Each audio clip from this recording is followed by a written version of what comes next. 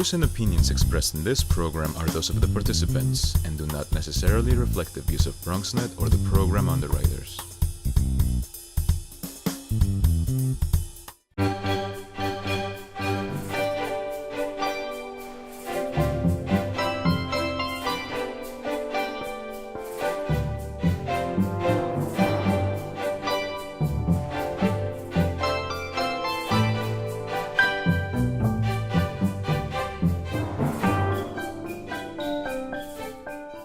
Hello, I'm Jim Carney, the Director of Media Studies at the Department of Journalism and Media Studies at Lehman College in the Bronx, part of the City University of New York.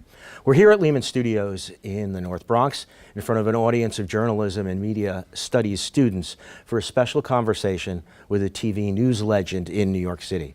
He has over 50 years of experience as a journalist, winning 11 Emmy Awards, conducted over 30,000 interviews and 15,000 reports, and most recently, as a son of the Bronx, is a recent inductee into the Bronx Walk of Fame. He is a fixture at Pix 11 News as a reporter, correspondent, talk show host, and anchor, and it's my honor to welcome Marvin Scott here to the Lehman College Studios. Thank you Marvin. so much. Thank you. I'm so pleased to be here, back in the Bronx. This is where it all began many years ago. Well, let's start there. What neighborhood are you from? What It's called the Mount Eden section. Okay. It's right down from Lebanon Hospital. Mount Eden and Townsend Avenue is where I lived for many years. Grew up as a kid. Right. And went to school at William Howard Taft High School. Taft, okay. Taft High School. And the big competitor was DeWitt Clinton, of course. We battled them at basketball and all the other sports. But often we won. Right. And you delivered newspapers on the Grand Concourse, is that right? Yeah, well, I started in journalism at a very early age. Okay. Newspaper business. I delivered them. Okay. The Bronx Home News.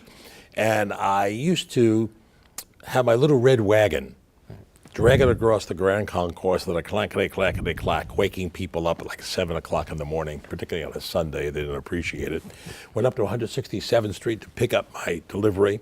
And then I would drop the papers off in the buildings along the Grand Concourse.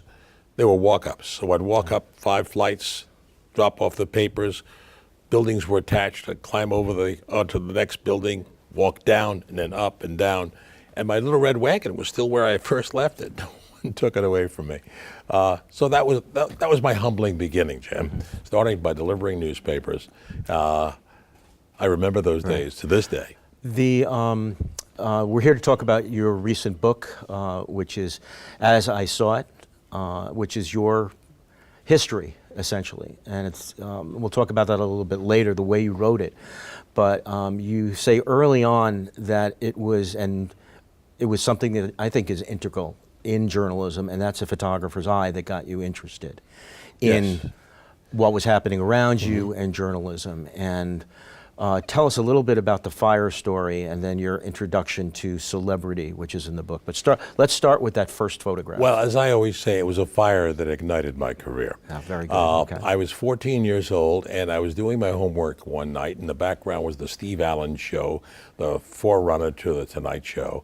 And I heard fire engines racing by. Went to the window, and night had turned into day. And there was this conflagration at a catering hall just around the corner from me. And I saw the flames, grabbed my camera. If my neighbors didn't hear the fire engines, they certainly heard my clamping down the steps, racing to the fire. And I took this amazing photograph of flames belching from about 8 to 10 windows. And the fire hose wasn't even completely functional yet. But this picture was so dramatic. Then it was the New York Daily News was New York's picture newspaper. And they encouraged people, as we do in television, bring us your film. Then they said, bring us your film. So I called them and they said, hey kid, bring the pictures down, bring the film down. I went down to the Daily News on 42nd Street. They gave me immediately a $2 messenger fee. Not bad. Right. Next day, there was the paper, centerfold, quarter of the centerfold, my photograph with a credit line, page 4, little story, student finds Pix pay. And the days after that, I got $25. Wow. Not bad to supplement my $1 a week allowance, right? Right. I was hooked. But what hooked me even more was after I returned from taking the pictures, all my neighbors were crowded on the corner of Mount Eden and Townsend. What happened? What happened? So there I told them everything I had learned by listening to the firefighters and knowing what was going on. So that, you could say, was my very first newscast at the age of 14 on the corner of Mount Eden and Townsend Avenue. That got me hooked, really did. In high school, you were working, I think, for the student newspaper, and you continued your love of Photography photojournalism stayed at with that me, point. yes. Photography stayed with me. And you started at the top as far as entertainment news and infotainment is concerned. Well, are you right? talking about the pictures I took at the opening night of the circus? Yes. I thought you were leading to that. Yes. I got to meet America's sex symbol, Marilyn Monroe, in the flesh. Oh my God, this was a moment for, I think I was 15 or 16 at the time. And it was her first public appearance after her divorce from Joe DiMaggio. And she was appearing at a benefit for the Leukemia Society, where she was to come into the center ring riding an elephant. And she walked in, and the paparazzi was there, and I managed to get in with my high school press pass. I went, said, look, I'm doing something for the high school newspaper. Sure. But it worked. It got me inside. Me and my best friend, Danny Mayer, we showed up. We looked like we belonged. Right. And we're popping pictures of Marilyn Monroe. There were several pictures of her prior to going to the center ring. And at one point, she was walking towards me, and I heard in this wispy voice, "Is this all right?" I looked around, things talking. There was no one behind me. She was talking to me. And I said, "Yes, Miss Monroe." Can you imagine a teenager with raging hormones seeing in front of America's, sex goddess? She had a love affair with the camera, Jim. Yeah. I wrote an essay about it. She was like a kitten playing with a spool of wool. She would move with every click of the shutter, and just magnificent. And the pictures, people who had seen them over the years said, I captured something in Marilyn Monroe that showed the essence of her sexuality, her beauty, and as she went into that, it was her smile. She just radiated. And I sold the pictures then to a small magazine. It was a pocket magazine called People, quite different from the People magazine we have today, but it was a pocket magazine. They bought the pictures, got another 25 or 50 bucks. So I wound up taking pictures throughout my teens and sold them to newspapers and magazines. And so it generated my photography in school. When I went to university, New York University, I transformed the photographic ability into writing ability. I wanted to ask you about that. How integrated in your mind is having a photographic eye or understanding the image that you see? How important is that to being able to later become a good storyteller as far as a journalist is concerned? Are they linked together in your mind? I would say yes. Yeah. Because when you look through the viewfinder of a camera, you're looking at an image. I can't always tell you what I'm capturing, but I'm looking for something that will evoke an emotion. And the pictures I've taken around the world, I have people, my people photographs are the ones that are most important to me. They evoke an emotion. The importance there is if you see something visually, I like to think I paint pictures with words. Mm-hmm. And in my book, people who have seen it, they said they felt that I took them to different places. And that was my goal. I wanted people to have a feeling of my relating where I was, that they would feel they're into the story. So I think it was my photographic interest that propelled me into my writing ability, because I like to paint pictures with words. And that's what I've been doing in my storytelling as well. One of the things I recommend to my students is that even if you're going to do an interview, if it's for a, quote, print interview or a written interview, always bring your camera and always take photographs, because it will help you in your own mind as you're writing the story later on. Yes, it does. And you never know when you'll write a book and you'll need them for Well, I looked at some of the pictures, and some of the pictures I have in here, some were screen grabs, some were things I took at the time. And they brought back memories, and it helped me in writing the book, in relating some of the stories so many years later. Mm-hmm. And what helped me write the book, I have to tell you, is that every major story I covered, I saved my notes. Right. I mean, a colleague asked me how I remembered the name of my cab driver in Phnom Penh, Cambodia. I don't remember my cab driver's name this morning. So. That's wonderful. I had it on this yellowing sheet of paper from back in 1972, I believe it was. And that helped me to write this book. Mm-hmm. Those notes. one of the things that those stories strike me about is a just do it attitude, which is no one told you you can't do that. You're only in high school, or you're only a little kid who delivers newspapers. You can't go to the Daily News and give them a Why not? That's my point. Why not?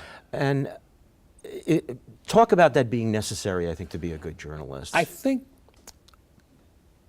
first, I always say, follow your dream. If you want to be a journalist and you dream of being a journalist, you have the ability to make that happen.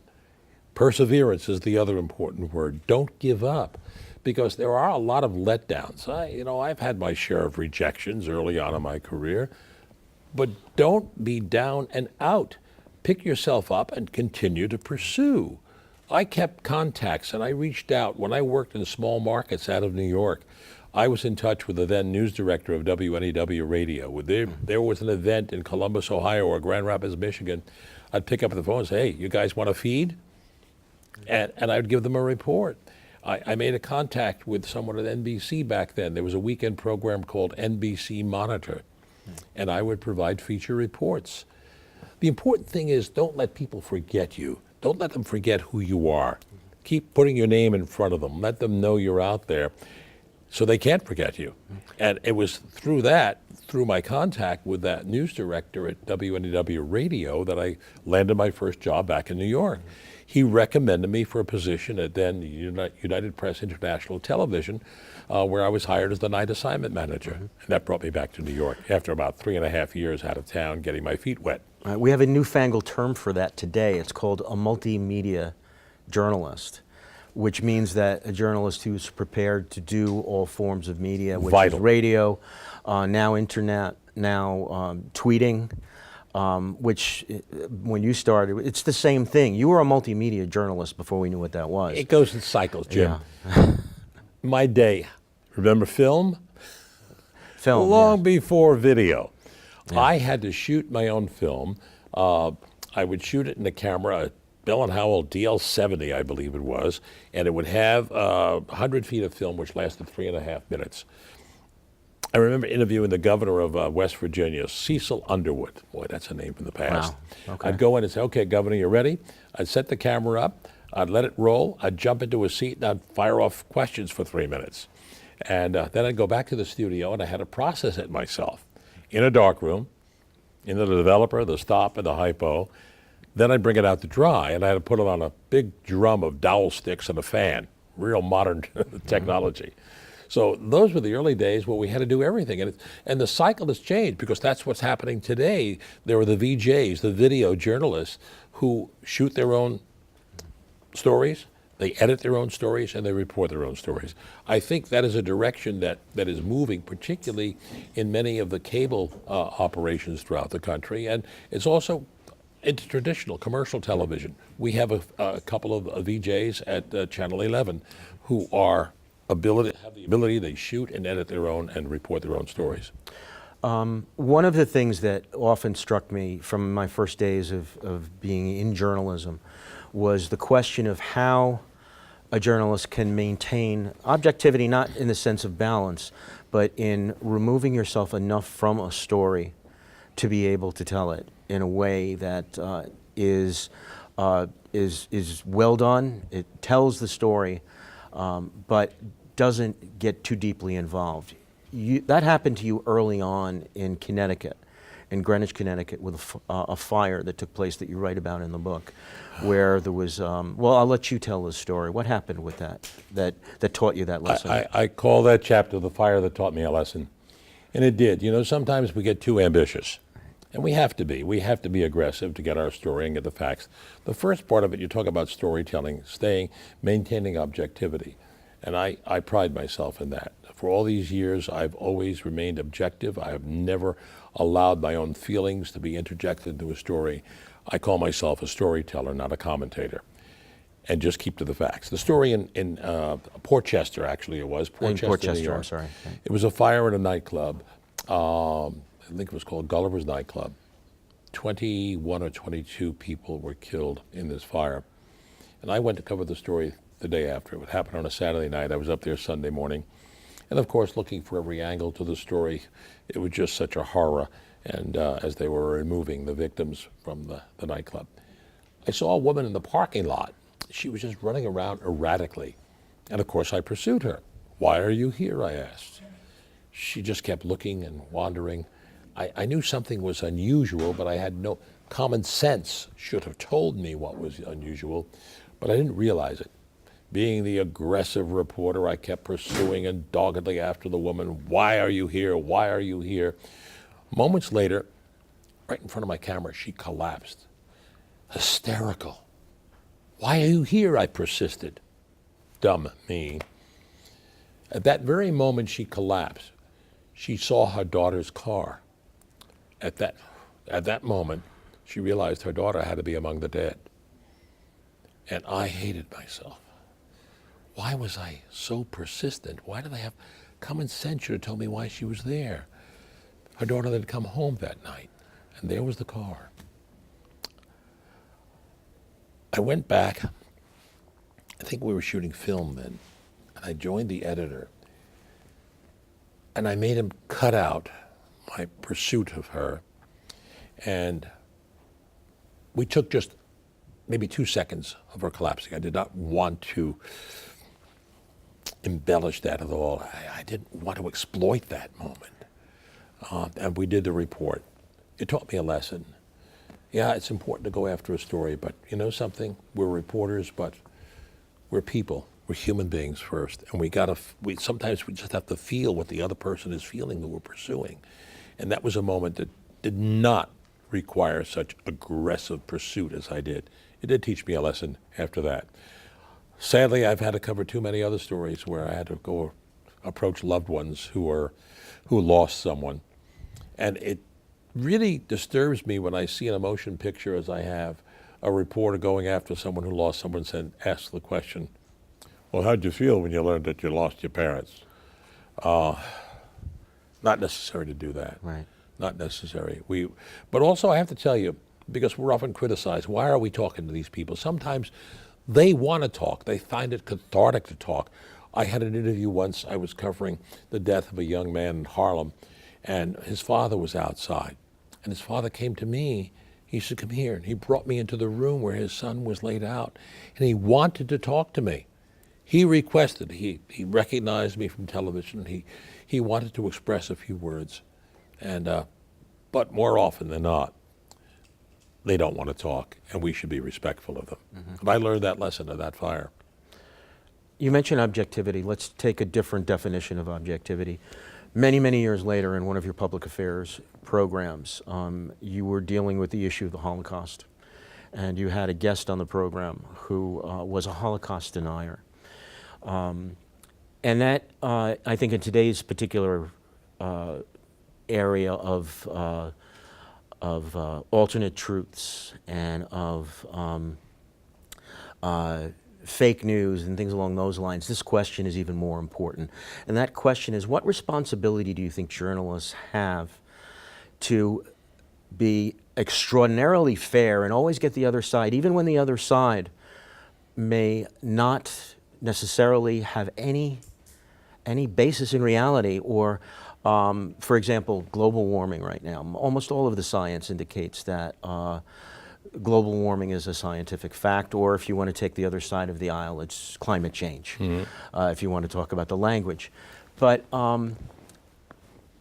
you talk about that in the book and how you dealt with that issue of dealing with someone whose, quote, facts were so clearly wrong. How did you deal with that? I did a broadcast when the Holocaust Museum opened in Washington. And on the program, I brought on a historian of World War II and a woman who was a survivor of the Holocaust.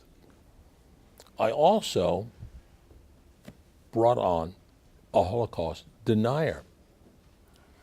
It was my decision to do it.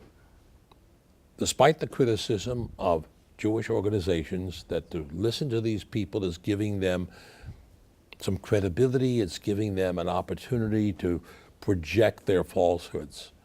But my feeling was, let me hear what this man says and let the audience draw their own conclusions.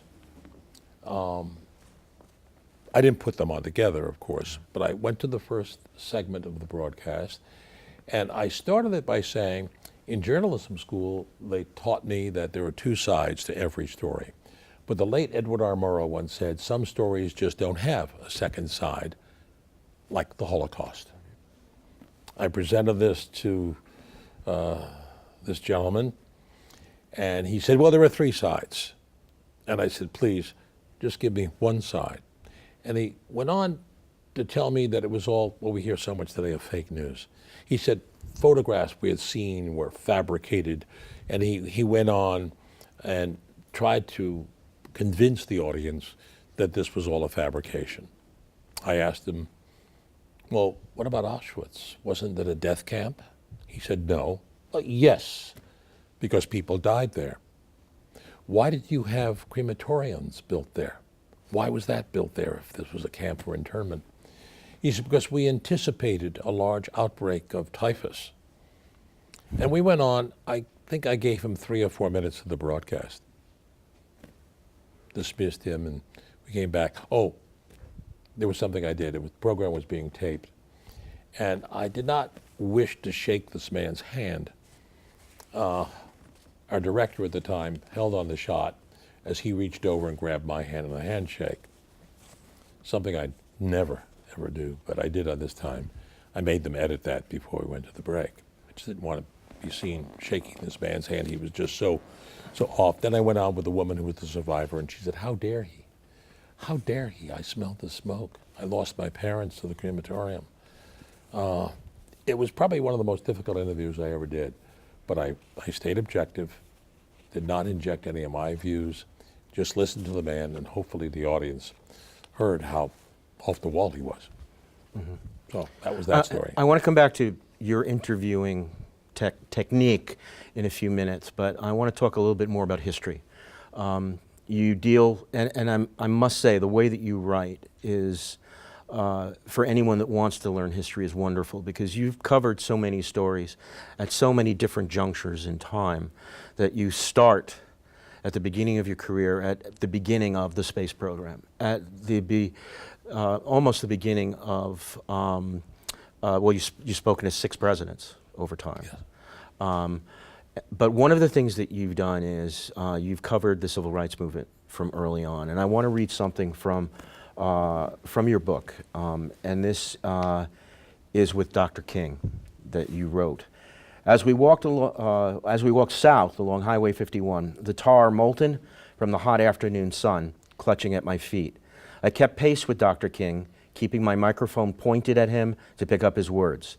He kept up a stream of speech. He was motivational, inspirational, hopeful. As we passed a cotton field in Centobia, is that right? Centobia? Centobia, I believe. He waved onto the distance, exclaiming, "Come on, children, come on." I watched in amazement as small dark figures emerged from afar, first 10, then 20, and more, coming from behind the tree line to join in the march. You brought it all back. The visual imagery just comes back to me, yes. Well, that's just it. I mean, that's a photograph. That's a mental photograph told in words that you've written there.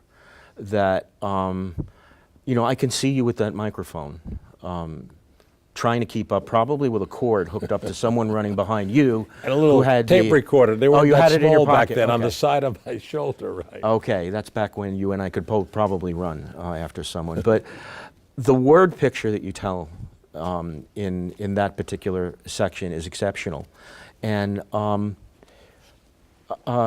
if you could talk a little bit about being there at the beginning of the civil rights movement and with Dr. King, and how that influenced you as a journalist going forward. Well, I experienced that. That was the late 60s. I think it was 1966. Mm-hmm. It was after James Meredith, who broke the color barrier at the University of Mississippi, was leading a march against fear in Mississippi. He was marching all the way to Jackson. And before the march began, he was shot. He was wounded. He did survive. But as he was being hospitalized, Dr. King and other leaders of the civil rights movement said they were going to continue the march, and they all gathered down in Mississippi. And it was my first foray into the Deep South. I had never been there before. I didn't know what to experience. I was with the Mutual Radio Network. We did have affiliates in Memphis and elsewhere in Mississippi. So I had a degree of trepidation, what to expect when I was there. It was an eye-opener.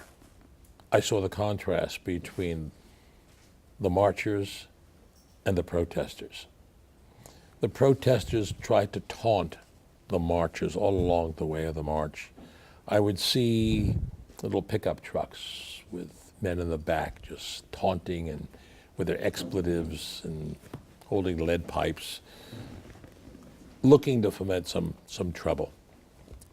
At night, they would bed down in a field, and Dr. King, Jim Farmer, Stokely Carmichael, leaders at the time, they would all talk. There would be a rally. Stokely Carmichael was the firebrand. The Student Nonviolent Committee, I believe, was his group. And it was the beginning of what you call the Black Power movement. Because Stokely would get up there and fire everyone. We need more black mayors. We need more black sheriffs. We need more black police. As they marched through Mississippi, that was the loud message, and he would really rile up the crowd. Jim Farmer would get up, and he was more of a moderate voice. Then Dr. King would get up. I was so impressed by his eloquence. He knew how to speak to these people, and he knew how to bring them in. He professed nonviolence. That was his approach to bringing peace and bringing understanding and civility. Even along the march, the people who were taunting them, he would go off to the side, he would talk to police, so even the police were throwing epithets at the marchers. He would go over and talk to them. He was a man who was only, in height, he was 5'5", but so much taller in stature. He knew how to communicate with people, one-on-one. It wasn't violence. We see so much violence in protests and demonstrations today, but he achieved what he was seeking. And often it's asked, would he be pleased today? He'd be pleased to see the advances, but not total. So we still have economic inequality. We have inequality in schools, more education and housing. He opened the door. He paved the way. In that brief interview I had with him, I sat with him for a few moments. I think I may have, did I hit that story already? You got me going down the road so far. During a break in the march, I sat with him on the side of the Highway 51 in Mississippi, and we were chatting for about 8 to 10 minutes. I had filed a report, and coming out of the motel across the road, I stopped at the vending machine, picked up 2 Cokes. It was such a hot day. It was like 90 degrees. And he was sitting on a mound of dirt. And I walked over to him. I had met him previously. And, may I join you, Dr. King? He said, yeah. And the second Coke was in my pocket for later in the day, but I reached in and said, would you like a Coke? So I remember offering Martin Luther King a Coca-Cola. And we chatted for a few minutes, and he talked about his vision that he had expressed 2 years earlier in his speech in Washington, that he envisioned the day that we would judge a person not by the color of their skin, but by the content of their character. He had many attempts on his life, and he had children. And I asked him at one point, I said, Dr. King, why do you do this? Why do you put your life on the line all the time? A pregnant pause, and he looked me in the eye, and he said, for the children, for the children. And it's those children so many years later who have benefited by all of his endeavors back in the 50s and the 60s. I had an interesting experience. I stayed at a hotel in Sardis, Mississippi, called the Holiday Inn Junior. So for a couple of days during the march, while I was in range, that's where I bedded down. And in the morning, I would sit in the coffee shop, and the 8-year-old daughter of the manager of the hotel, Donna Need, I remember her name to this day. She would come in and she would sit down. She looked at me and said, you're a reporter? Yeah, I was working on a typewriter. Remember typewriters? I have one on my desk upstairs, yes. It's an antique. And she would look at me and ask, very quizzical, very impressionable young girl. And she asked me where I was from. I said, from New York. And she looked at me quizzically, really eyeing me up. And what's wrong, Donna? She had the belief that Yankees had horns. Really. I was so pleased to belie her myth. Right. But that was I remember Donna, we remained pen pals for many years later. Well, some people think that, Met fans in particular, think Yankees have horns, but I understand. let's go back to interviewing a little bit. You've done so many interviews over the years, and maybe we'll talk about this first. You've gone from interviews that went on and on and on, one with Frank Gorshin, the impressionist who played the Riddler, I believe, in the Batman shows in the Worst 1960s. interview ever. Yeah. Worst interviewee ever. Interview, and he went on, and then one other interview. No, he refused to answer questions. All he wanted to do was promote the show he was in. And then when he wasn't promoting his show, he was promoting the show his press agent was doing across the street. But his claim to fame was doing his impressions, and particularly James Cagney. And I tried to get him to talk about it. He just went one way, just to promote his show. The most difficult interview ever. And then you did one other interview that was one word. Oh, And what was that one? Former First Lady Jacqueline Kennedy Onassis. She was involved in a trial dealing with paparazzi Ron Galella, who had been stalking her and taking photographs, and they were suing one another. And he claimed he had a right to go after her, and she said he didn't have a right because it was compromising her and her children. And I covered the trial. I got to know the attorneys. And after a while, I said, well, give me a shot. Let me interview Mrs. Onassis. And they finally said they agreed. Okay, one day after the trial, they said, Marvin, deal. One question. Just one question. I said, fine. She walks out of the federal courthouse, coming towards me, smiling, radiant as she was. And I said, hello, Mrs. Onassis. Are you pleased the way the trial is going? Wrong way to phrase the question. I got one word answer, yes. And then I tried to shoot back with a follow-up question, and the attorney said, just one question, Marvin, that's it. I thought of so many different ways I could have phrased it to get a couple more Always words an out of her. open-ended question. But it was an exclusive yes. Yes, that's great. You have a technique that you talk about in terms of doing a good interview. I think you call it clasp. What is that? I call it my clasp technique. Back in the 80s, we did a program called Midday Edition on Pix 11 News. We were the independent network news then. Yeah, I We want were to talk about that syndicated. in a few minutes, but go ahead. Someone once asked me, how do I prepare for an interview? And I came up with my clasp technique: caring, listening, anticipating, staring, preparing. Give you each of them briefly. Okay. Caring, you have to care about the person you're interviewing in order to do a good interview. I would go back and I had the opportunity in the building where WPX is located with the Daily News, so I'd go down to the archives and dig out old clippings about the individual I was interviewing, so I had some more insight into them. So, and to show you care, and you're showing you care because you know more about their background. The L is for listening, something we reporters often fail to do. We're jumping in with our next question. Listen, listen, listen, and pick up on what the person is saying for your next question. The A is for anticipating. Anticipating what they don't expect to hear, the question that you really want to get. So anticipate what their response is and know how you're going to respond to them. So you got C-L-A. S is for staring. It's actually eye contact. Look them in the eye.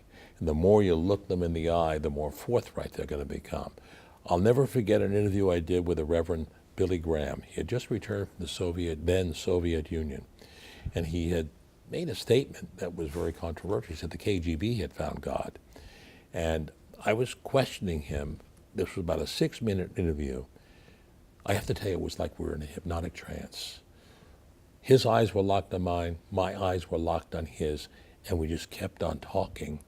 And it was, I think it made the interview so much better, just by locking your eyes and not looking down at notes. Often we all will look at notes, but look that individual right in the eye. And the P is finally for preparing. Be prepared for the interview, know who the individual is, and have some good questions. But it's all the preparation. Each week, I do a program called Pix 11 News Close-Up, which airs on Sunday morning for your early risers at 6 a.m. and for your late risers, 11 a.m. on Facebook.com/News Close-Up, Pix 11 News. And I spend a whole day Thursday. I go over news clippings. I will check video clips. I want to know about my subject. This week I have Anthony Scaramucci coming on my program. That's going to be interesting. That should be interesting, yeah. That'll be interesting. The I've known former, Anthony for a long very time. briefly, the former communications director? For 4 days. For 4 days, That's yes. right. So I've known him for a while. He's coming on my broadcast this week. This is early. We'll see what happens at the Okay. end of the week. That drives me crazy. Nothing drives me more nuts than when I see an interview and someone asks something like, what's your favorite color? And the person answers, 12. And that's very interesting. And they go on to their next question. That's right. Listen. You've covered, again, before we get into the business side of it, one of the other things I wanted to touch on is the space program, because you've over time covered the space program from very early on, and you've seen what that means to America, and covering as a journalist. Talk a little bit about the space program, and do you think there is, very briefly, because this isn't a show on policy, it's about journalism, but is there something that a new space project might be able to do for the country? I think our lives are better because of the space program. Okay. There's been so much technology that comes out of the space program, from Teflon to miniaturization to the internet. I was there the early days. The first program was the Mercury program, followed by Gemini, and that's when I got involved. I was the pool producer for radio for one of the Gemini, I think Gemini 9 shots. And I was there for that launch. And then after that, I watched the evolution of the space program going into the Apollo program. And the first launch was Apollo 11 that was scheduled for January, I believe, 27. And I was the pool producer for that one for radio. And I was working out of the CBS studios at that time. And I remember hearing them screaming, Walter, where's Walter? Where's Walter? Walter Cronkite. Something was happening, Right. yeah. They were looking for Cronkite to go on with a bulletin that there had been a fire that had enveloped the space capsule on the launch pad during a rehearsal. And I remember calling the rest of the pool team that's been in Fajardo, Puerto Rico, checking out the recovery ship and breaking the news to them. And obviously the pool disbanded at that moment. I reached my boss at Mutual Radio and I said I should be getting down there. I was on the next plane. Eastern Airlines put on a special flight to bring us down from New York, stopping in Washington, picking up space officials. Wound up at the Space Center just before 6 a.m. in the morning and filing my first report for radio.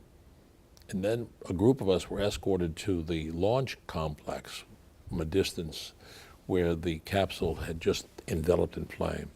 There was a spark that apparently ignited that thing, and they were almost consumed and killed instantly. So that was the downside, and then it set the program back a while. And a couple of years later, as it worked out, it was 1969, July of 1969, the new Apollo was ready to go. And I was there that morning when I watched Neil Armstrong and Buzz Aldrin and Mike Collins lift off that pad ever so slowly. I tell you, the excitement of seeing that rise and hearing the cheers of the people in the section there as that thing went skyward and knew the next stop was the moon. What a moment that was in history to be there for that. And I remember interviewing members of the space program at that time. It was just so incredible. And then there were subsequent missions. I watched them roll out the first space shuttle. I was there in April of 81 or 82, that the space shuttle Columbia launched. I watched that going up and the pitch and the yaw. I saw it lift off the pad and suddenly it started curving off to the side. And, oh my goodness, that was all expected. It was the pitch and the yaw, and that took off. And years later, sadly, we had that catastrophe with Columbia. Before that, there was the catastrophe with Challenger. It was the one mission I did not cover because it all had become so routine. And my news director said, well, we can get a feed from NASA of the launch, and we did. And when we saw it in seconds into the launch, it exploded. I was down at the Space Center that night reporting. And I remember it was so cold there. It was temperature dropped to the 30s. That was part of I think the cause of that disaster around the O-rings. It just froze that morning. But watching the evolution of space and what technology had brought us, cell phones, as I said before, Teflon, so many advances that have made our lives better. And I think the continuous technology and the advancement of space, and I think someday we'll probably find that we're not the only ones out in that universe. We have enough probes out there going billions of light years into the past. And I think eventually we're going to find something out there. What do you think? I don't know. I know that I don't know. But I've always found the space program fascinating, and as something that inspires people, and the role journalism and journalists play in relaying that to people is really important. One of the things I never accomplished, and it was always something I wished I could have, I would have loved to have gone up. Yeah. And I did make the first cut. They had the journalism in space program. Right, just like McAuliffe. Before the Challenger disaster. And I made the first cut. But that was all disbanded after Krista McAuliffe and the others were killed in the Challenger disaster. Before we run out of time, I wanted to give you a chance to reflect and talk a little bit about the most historic day in American history, 9/11. And we had some similarities there in that we were not on the island of Manhattan when 9/11, when the attacks took place. But you ended up on the air for a very, very long time on Pix 11. Could you briefly, in our last couple of minutes, just tell a little bit about what it was like that day and what it was like First, I have to thank you for giving me time to tell these stories. Usually my producer says, Marvin, keep it to 2 minutes, minute 30. You don't make it a minute 30, you don't air. So I hope I'm not going too long. These are fascinating. They're history. And, well, I love to share the stories. For our students as well, I think this is I love extremely sharing important. the stories. You talk about 9/11. It was such a heart-wrenching moment. I was sleeping late that morning because we had a mayoral primary that night, and I was going to be assigned to, I think, Mike Bloomberg's office. I received a call about 9:20 from my daughter. She said, Dad, did you hear it? She was just frantic. Did you hear it? What? A plane just crashed into the World Trade Center. And I turned on the television. It was surreal. I tried calling my assignment desk, and I could not get through. The phones were just not working. And it took some time as I was scurrying to get ready. I was listening to everything on TV at the time. And I live in an area in New Jersey where I could see the view of the World Trade Center. And all I saw was the smoke billowing from there. My wife finally called, and somehow through her cell phone, she was able to connect me with my assignment desk. And they told me to go to the medical center in Jersey City, a triage area, at which point I said, no, this is going to be the biggest story of my career. I'm not going to a triage center. I want to get down there. Easier said than done. I got out onto the road and went down. There was a roadblock. And I showed my press card. Fortunately, the police officer knew who I was, let me go through. I got down to the ferry. I figured, okay, I'll jump on the ferry and get into the city. I had the officer there wave me off and said, New York is closed. The ferries were just coming over to New Jersey. And what I did was I spied a private boat at a loading at the gas dock. I charged over there, and there was a man in about a 35-foot boat. And he had a big party boat on the New York side. He was trying to get fuel to be able to orchestrate to get people over. And fortunately, he knew who I was. One of the advantages of being on television. He welcomed me aboard. And people started gathering on the dock. Please, take me across, please. And well, he was limited to how many people he could have on there. It was a small boat. We left the dock, and the image that hasn't left me to this day, Jim, was this woman screaming, "Please, please take me. My daughter's there. She needs me. She needs me." And as we crossed the river, there was this white wake behind the boat, and in front of us, this dark cloud billowing northward. I got off in the Chelsea section of Manhattan and just tried to find a taxi to get to the station. There was someone in a taxi garage with a small television set on the street, just shaking heads in disbelief. Finally got to the station, and where I was hoping to get right down to the scene, the news director said, "Quick, get into the studio." And there I was sitting for hours. I was with Mary Murphy and Kaidi Tong. Our lead anchor, our anchor from morning show, was on vacation in Europe at the time, so Jim Watkins, who was our nighttime, he was filling in. So they needed one more person in there, and I sat there for 8 hours, and for the next several days we were there. It was such an emotional moment. You know what made it so difficult was this was not reporting a terrorist act some far off place in Tanzania or Nairobi or any place. This was in our own backyard. We were a part of this story. We weren't reporting something distant. And I never forget, there was a moment I shed a tear on camera, and I wasn't embarrassed for it. We were talking to a woman whose husband, she told us, was on the top floor. He was at Windows on the World on the top floor.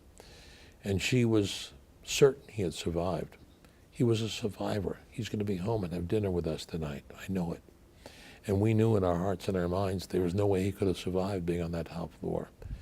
It was a moment, and I just had, you have human emotion. Right. As I said earlier, we are humans first, we're reporters second, and we can't lose that humanity.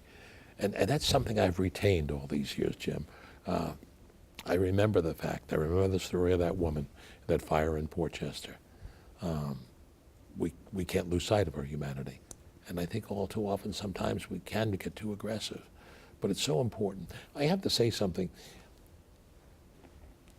We have a very important role, a responsibility.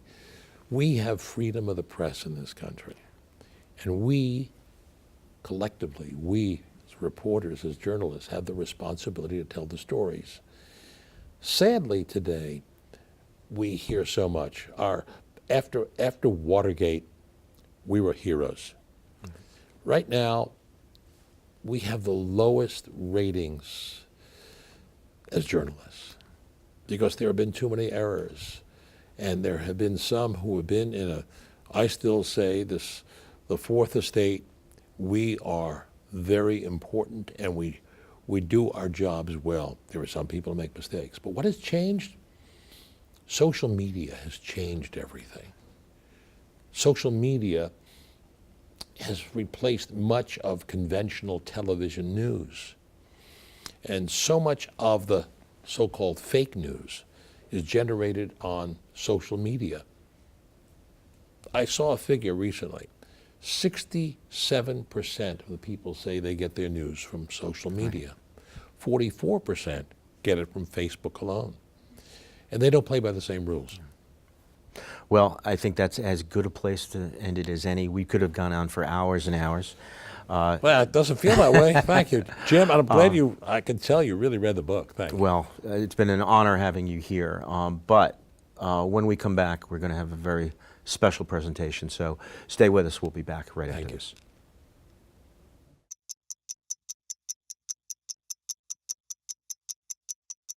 I was living in a shelter, juggling 3 jobs. I had to be resilient. That's something that you can't teach.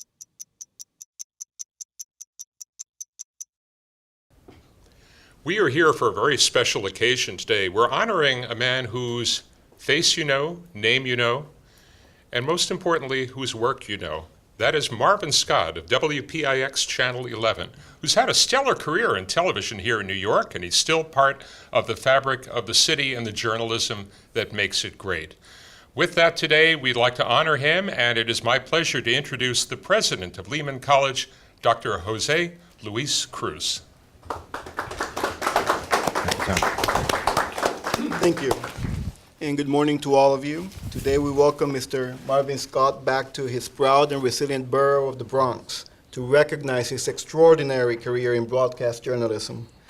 Mr. Scott's lifelong engagement with the world and his deep civic involvement in the Bronx serves as an apt model for Lehman students, faculty, and staff who are interested in making a difference in their communities and beyond.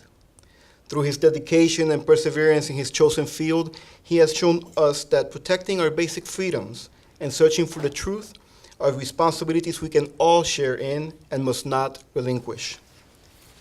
And this is a particularly timely lesson as the times we are living in call for responsible change agents ready to add their voices and actions toward the eradication of the social, educational, and economic inequities that negatively affect our communities. Indeed, through a life well lived, Mr. Scott inspires us to work harder, know more about the world, and strengthen the communities we represent. We are pleased this New York City news icon is here with us today, eager to hear his perspectives and honored to claim him as one of our own. Now it is with our privilege to present this inaugural Award for Excellence in Urban Journalism and Service to the Bronx, to Mr. Marvin Scott. Thank you, Mr. Scott. President Cruz, thank you. Thank you.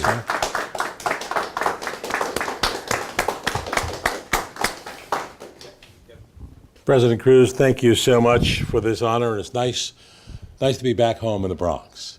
This is where it all began. You know something? People ask me, what is it that gave you the drive to be in this business for more than 50 years? There are two words: a dream and perseverance. I had a dream when I was a teenager. Growing up here in the Bronx in the Mount Eden section, I had a dream of someday being a reporter. I wish I had a school like this with such magnificent facilities where I could get my on-the-job training. Back then, didn't have anything like this. I had to go to Charleston, West Virginia to get my feet wet, working as chief cook and bottle washer in the Charleston Bureau, where we had film. How many of you guys remember film? Remember film? Anyway, I had to go out with this camera and I'd shoot film. It was like only 3 minutes worth of film. Then I had to come back to the studio and process it. The developer, the stop, and the hypo, and then put it on a big drum of dowel sticks with a fan to dry it. Then I had to edit it. It was good on-the-job training. Right. So it was from there which moved on to future positions in Grand Rapids, Michigan, then coming back here to New York. And it has been a blessing for me to still be doing now what I wanted to do when I was a kid growing up in the Bronx. And it all started with that fire. And President Cruz, I thank you for this honor. It really means a good deal to me. You know, I look at this as somewhat of a bonus. A presentation like this, I say a bonus because the true reward that I have had and the award I've had really is the experience I've had over these past 50 years and the people who I have met over that period of time. You know, from sitting with Dr. Martin Luther King during a march in Mississippi to interviewing Abraham Zapruder, who shot that iconic, horrific film of the Kennedy assassination, or sitting with Nobel laureate Elie Wiesel, and to the other extreme with a comedian, the king of comedy, Jerry Lewis. That is the true award of a lifetime. Being able to be out there and being there during the cycles of news that have been so historic, from the space program to, I have to say, my proudest achievement over the years were the 5 visits I had with our soldiers in Iraq and Afghanistan. Christmas time, we brought them a taste of New York. Bagels, hot dogs, cheesecake, they loved it. But more important, they loved having the connection to New York, so far from home at the holiday. And the best trophy I've received, a soldier putting his arm around me or shaking my hand and saying, "Thank you, you made a difference for my Christmas," and putting them on live to talk to their families. Here we were standing in the desert at 6 o'clock in the morning, it was 10 p.m. here, and they spoke live to their families. Tears trickled down their cheek. Nothing better than that. So I thank you for this honor and for bringing me back to the Bronx and being able to share with you the story of how it all began and how it still continues. And I'm blessed that it is continuing. Thank you, President Cruz. Don't go away. We also have a very special presentation. Joining us now is the former Commissioner of Records for the City of New York under 2 administrations, and more importantly, a Lehman graduate and someone that I grew up with on 190th Street and University Avenue here in the Bronx with a special presentation for you, Marvin. Thank you, Thank you, Brian. Jim. Marvin, how are you? Yes, indeed, I'm a Bronx kid. And Marvin was saying about coming back to the Bronx. You're never going to get it out of him, you know? We met almost 20 years ago at a political convention out of town. I knew Marvin from TV.